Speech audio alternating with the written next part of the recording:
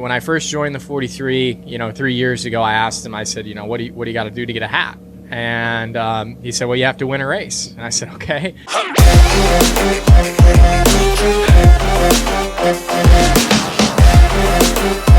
I first wanted to start the interview off with Erik Jones about 5 months into his wedding, being married, and see how that was going. Well, let's see how it's going. He's getting pushed out of an airplane already. Yeah, we went over with the Air Force in Colorado Springs, the academy down there, and went skydiving. It's been something I wanted to do with the Air Force for 3 years. We've been together on the 43 car, and just finally got the chance to kind of put it all together and do it. And it was a blast. Good group. Jumped with a handful of cadets over there, learning how to skydive, and I was obviously tandemed up, but I had a blast. It was super, super cool.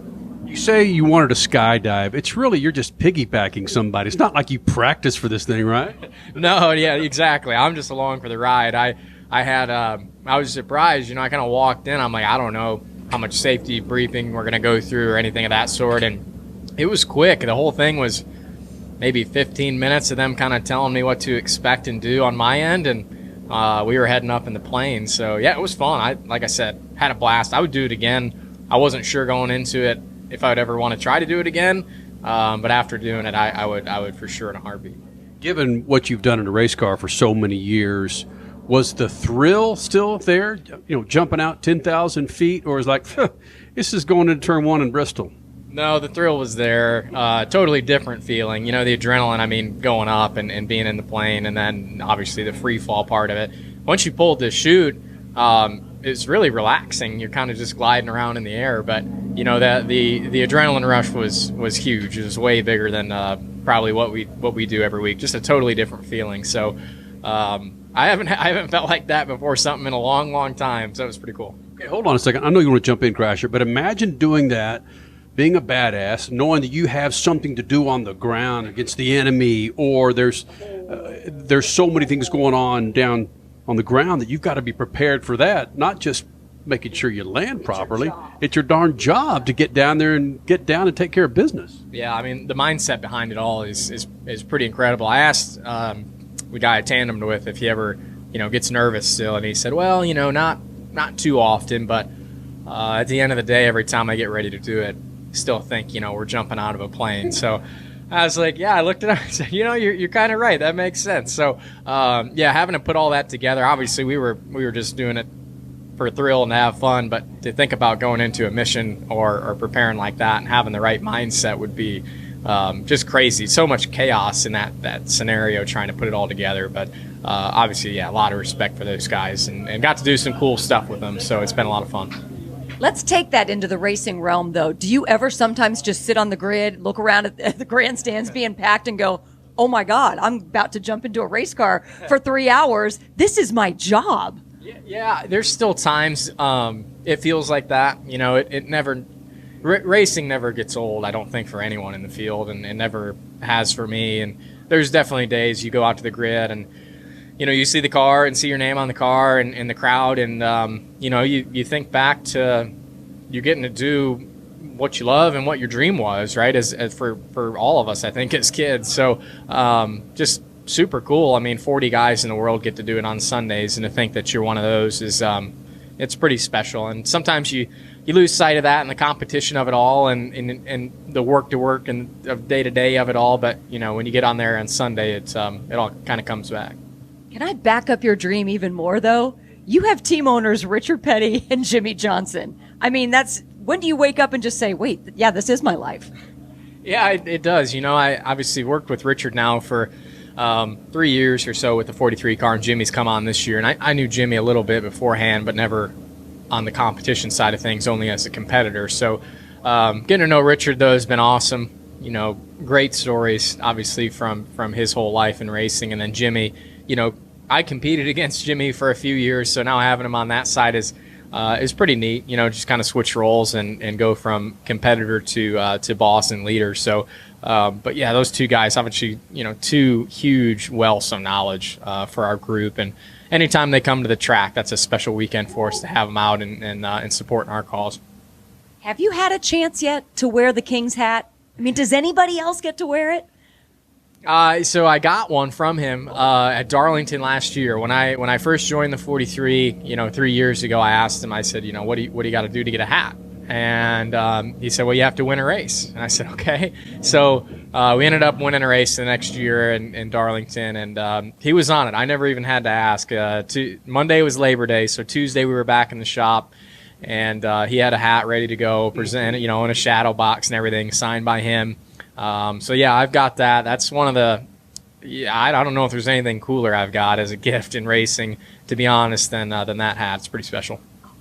Oh, all right. So I want to go back then to jumping out of an airplane and 5 months into marriage. Was that your wife's idea? No, it was not her idea. She wasn't against it at all. We started talking about it, and she thought it was super cool for me. She knew it was something I wanted to do anyways. I asked her if she would do it. She said she would give it a try in the right situation. I think she, trusted the Air Force pretty well with me going up with them. That made her feel better about more than anything, with that group of men and women. So yeah, she wasn't against it. I think she was a little nervous for me, but she was all for it. Is she a thrill seeker as well? Because you're in, again, we'll just go back to, you're in a thrill seeking business too. Is she good? How is she on the pit box, and is she overall good with this kind of lifestyle? She was a racer herself for a lot of years. She raced on the dirt track circuit, and she doesn't race anymore. But yeah, she's all for it. She loves it. Yeah, she's at the track almost every week. She's only missed a couple of races all year. She's on the pit box. I don't know what she's like on the pit box. I've never seen that part of it, but I think she stays pretty calm. I think when we had you on the last time, we were talking about when you were reading to kids, but we talked about your wife coming from dirt. You run dirt, you're a badass. You're running out here in this tarmac like, man. Yes. Your wife's a badass. She probably taught you a few things, like how to deal with a hot, loose track. Yeah, she's for sure. She always raced on the dirt growing up, all the way up until really about 3 or 4 years ago is when she kind of got out of racing, and she went back and did a little bit this year, and she had fun, but she said she's kind of moved on from it. I think she's just ready to hang it up a little bit. I have fun watching her. I love when she gets to go back and race. I wish could get her into it, doing it a little bit more. But yeah, she was awesome. I got to see her race a little bit. I wish, like I said, I could see her run some more coming up. Okay, maybe not a pit box, but how are you in the pits when she's out there? I'm probably more nervous than she is for me.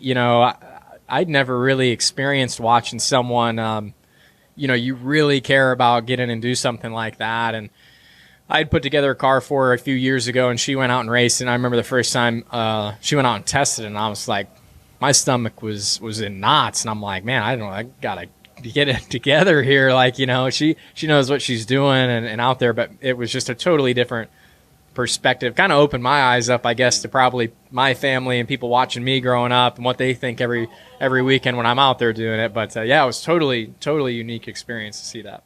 While this is going on, this is awesome, because I think what JP's doing is saying, Kenny, can you get to the SunBus question? He's putting on freaking sunscreen. Get a shot of JP putting on the sunscreen going, will you talk to Erik? Will you talk to Erik about SunBus?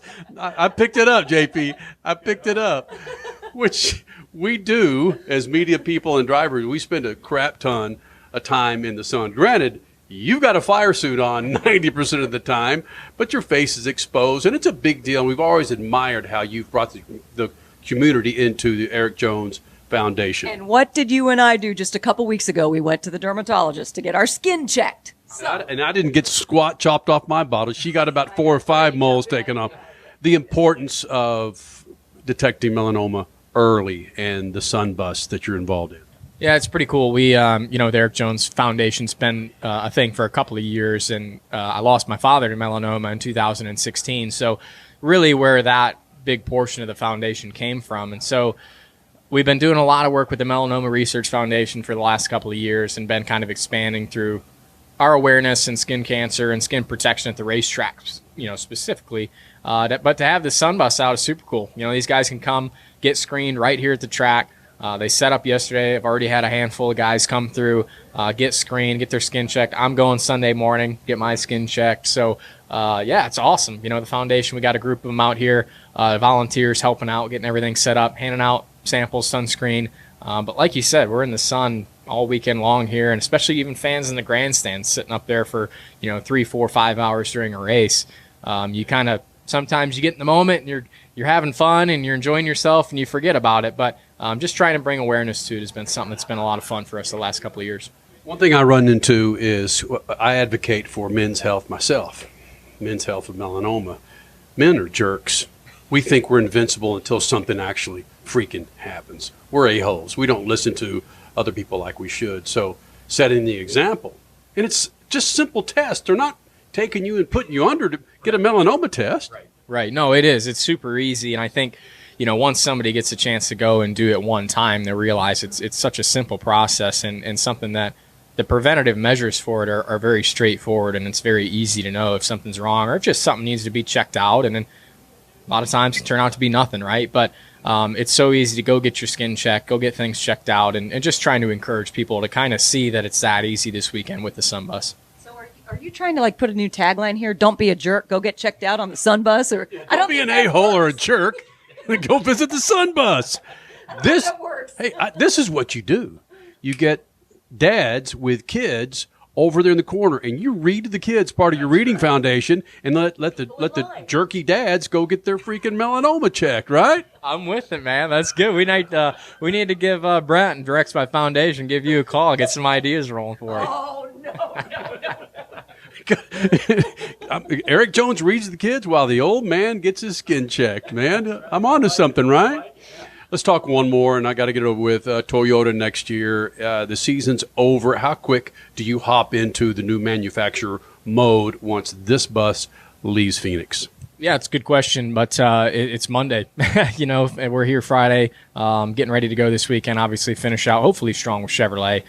We've been with them for 3 years and done some great things. Got back to victory lane with the 43, which was huge. But looking forward to getting with Toyota, getting that going, getting that relationship building. But yeah, Monday, we're going to start rolling. We're going to start cutting cars up, getting them ready to go test. We're actually coming back here in December for a 2-day test, tire test, and we'll be full-fledged Toyota for that test. So the guys got a lot of work to do. I've got some to build some relationships to get to meet everybody over there, but these guys got a lot of work to do getting cars ready. The NASCAR Cup Series returns to Worldwide Technology Raceway on June 1st and 2nd, 2024. The time to get your tickets is now. Let's go! Yeah! For only $10 down, you can lock in your seats for an incredible weekend of family fun, featuring the Enjoy Illinois 300 and the Confluence Music Festival. It all adds up to one amazing party. Go to WWTRaceway.com for the hottest ticket of the year.